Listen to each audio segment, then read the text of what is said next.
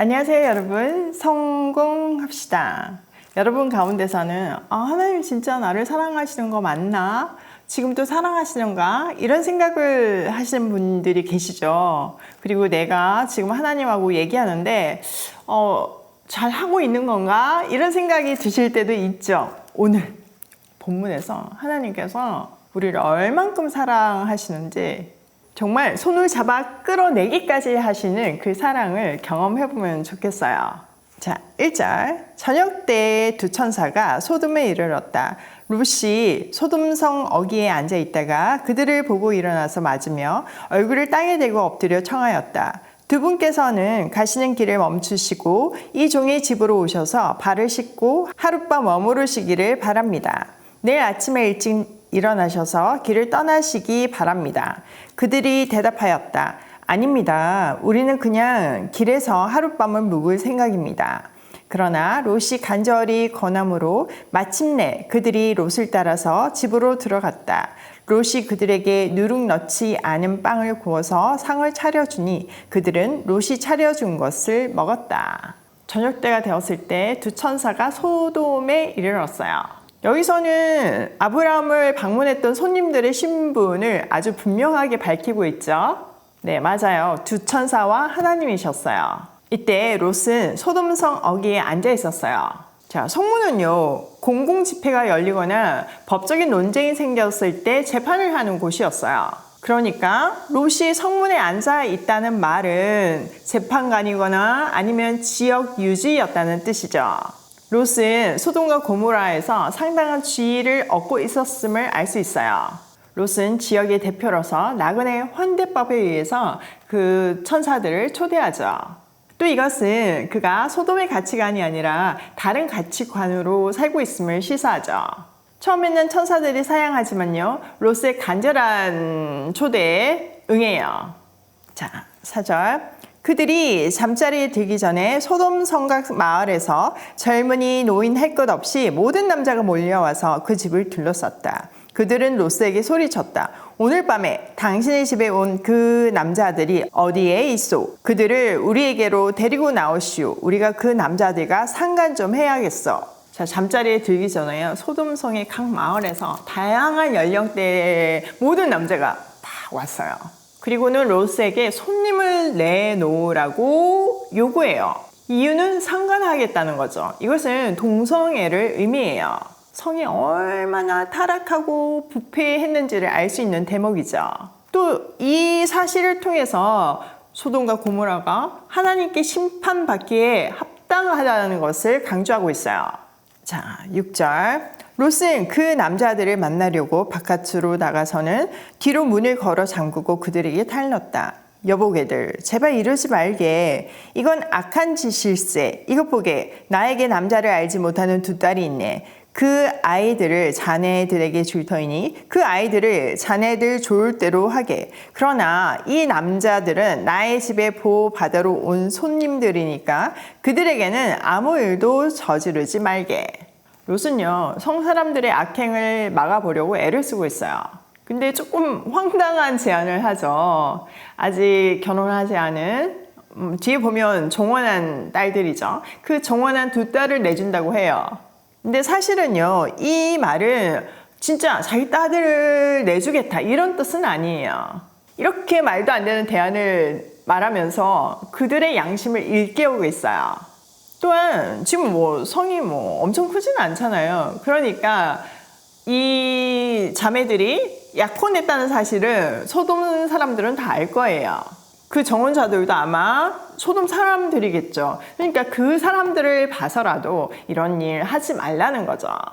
아무튼 손님들을 보호하기 위해서 엽기적이기까지 한 초강수를 두고 있어요. 자, 9절.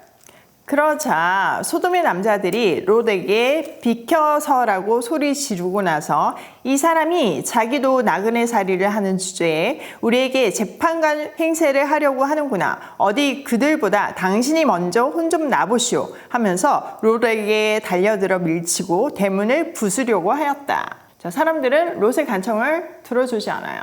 그러면서 평소의 불만을 이렇게 막 내비치죠. 나그네 주제에. 우리 재판관 노릇을 하려냐고 막 이렇게 하잖아요. 그래서 너부터 지금 좀 벌을 받아야겠다. 이러면서 롯에게 해를 가하려고 해요. 10절. 안에 있는 두 사람이 손을 내밀어 롯을 안으로 끌어들인 다음에 문을 닫아 걸고 그 집 대문 앞에 모여든 남자들을 젊은이 노인 할 것 없이 모두 쳐서 그들의 눈을 어둡게 하여 대문을 찾지 못하게 하였다.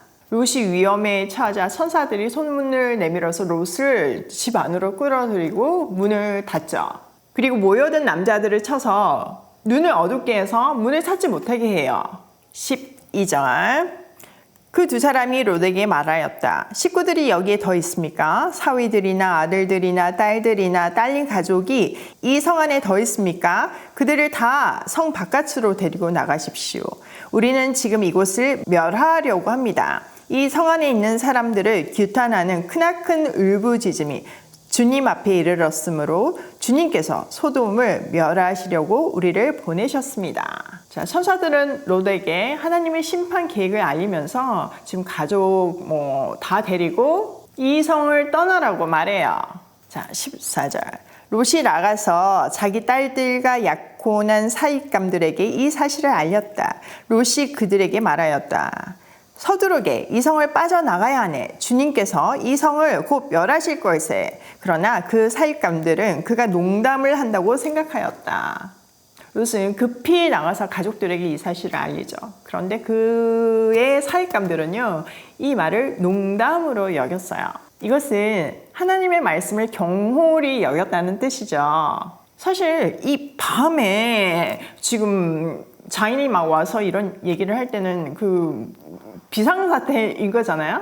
그런데도 그걸 농담으로 여길 정도니 이 사위들의 태도는 심판을 받아 멸망할 이 도시 사람들의 마음을 보여주고 있어요. 다들 영적으로 어두운 상태인 거죠.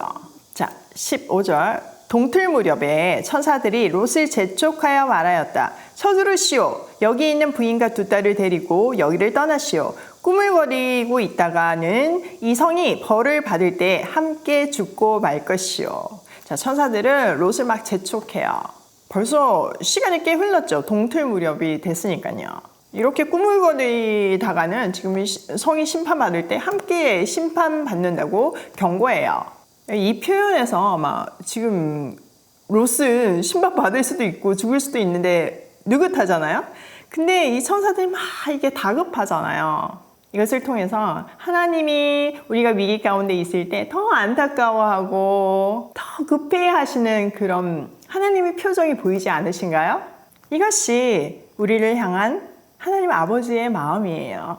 우리보다 더 안타까워하고 더 걱정하는 마음이요. 16절. 그런데도 롯이 꾸물거리자 그 두 사람은 롯과 그의 아내와 두 딸의 손을 잡아 끌어서 성 바깥으로 안전하게 대피시켰다. 주님께서 롯의 가족에게 자비를 베푸신 것이다.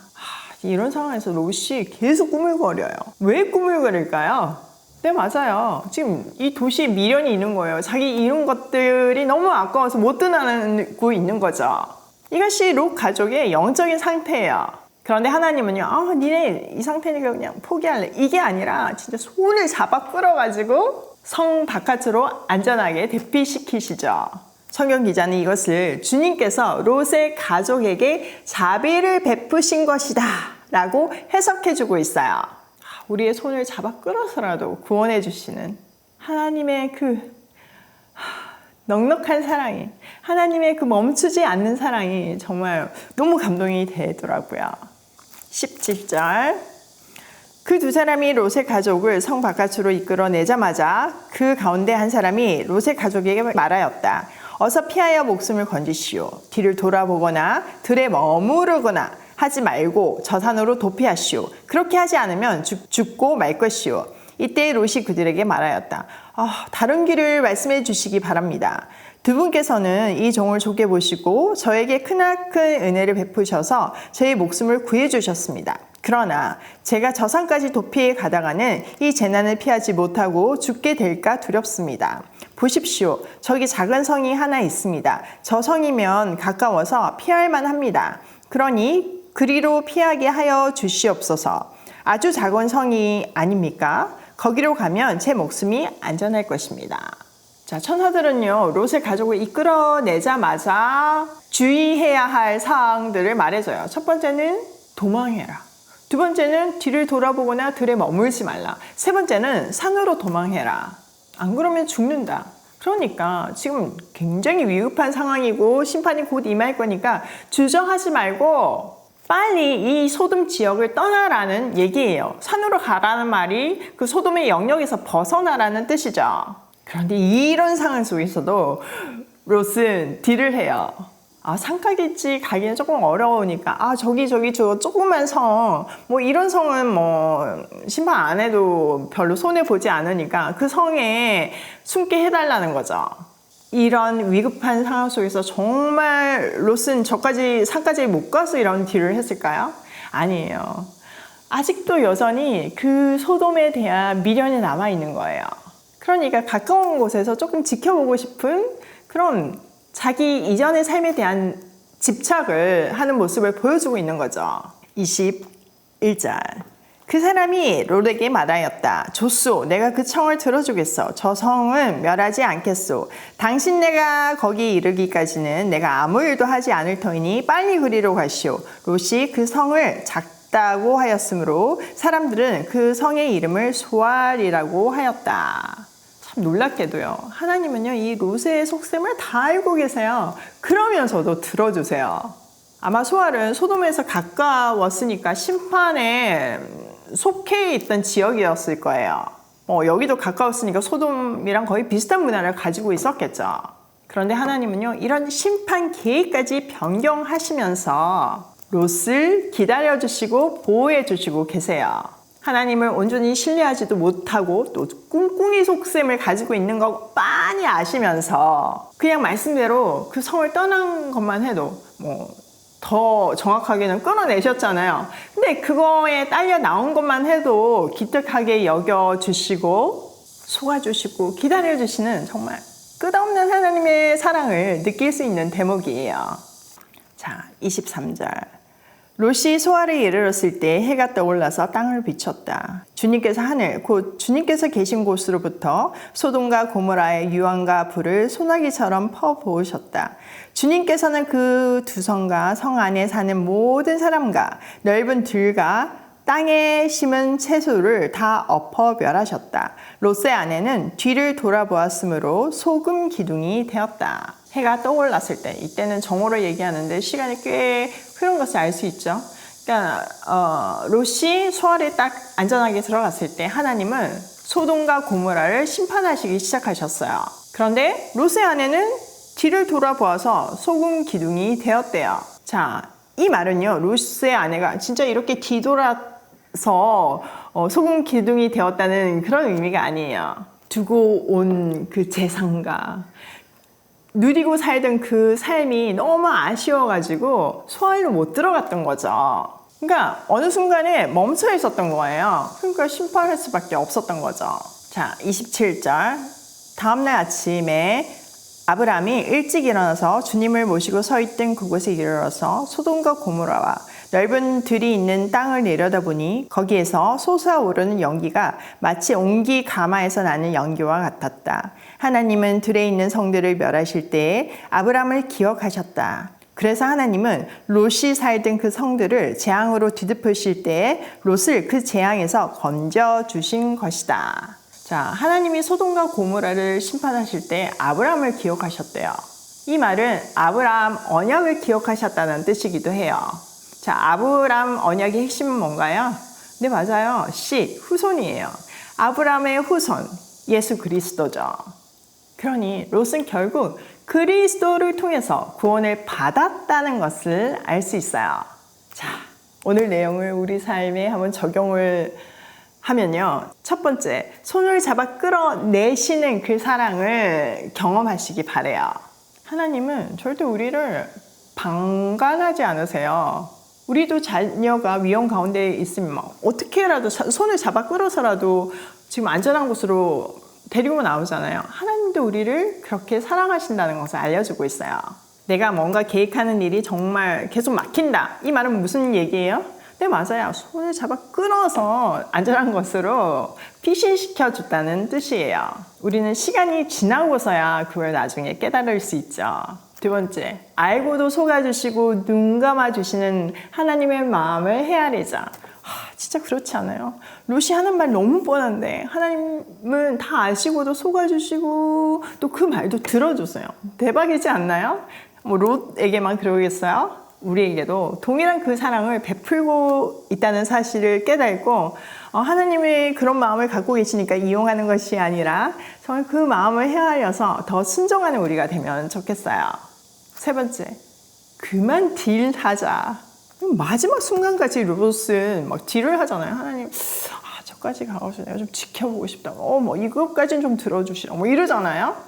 사실 그 모습이 우리 모습이잖아요. 여러분 객관적으로 보니까 너무 한심하죠. 그러니까 우리 그렇지 말아요. 오늘도 그 놀라운 하나님의 사랑을 새롭게 깨닫기를 소원하며 그 사랑 안에서 하나님의 마음을 헤아리며 고싱해요.